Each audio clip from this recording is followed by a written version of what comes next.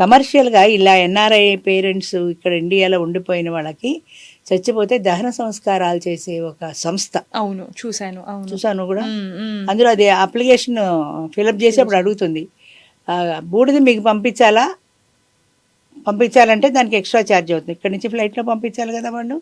తర్వాత flowers, Indian flowers సరిపోతాయా, foreign flowers కావాలా? మా అమ్మకి ఫారెన్ ఫ్లవర్సే ఇవ్వండి. ఫారెన్ ఫ్లవర్స్ అంటే గ్రేట్ కదా మరి ఇండియన్ ఫ్లవర్స్ కంటే. అట్లాంటి క్వశ్చన్స్ అన్నీ కూడా ఇండియాకి ఫారెన్కి కంపారిజన్ అని అప్లికేషన్ చెప్తాడు.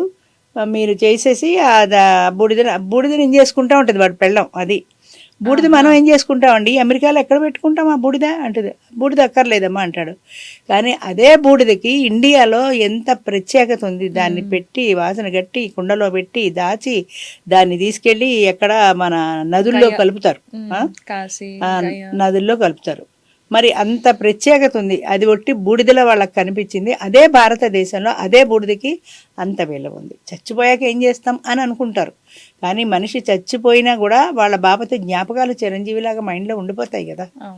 దానికి అది ఎప్పటికీ పోవవి. అంచేత ఆ చచ్చిపోయిన బూడిదకి కూడా అంత విలువ ఉంది. ఫారెన్ కంట్రీస్లో మ్యారేజ్ బూడిదకి విలువ లేదు. అక్కడ అసలు ఎలక్ట్రిక్ మిషన్ తోటి ఈ కొరువు పెట్టడాలు, ఈ సింగినాదాలు ఇవన్నీ ఉండవు కదా. అక్కడ తోసి పడేస్తారు, అయిపోయింది అంతే.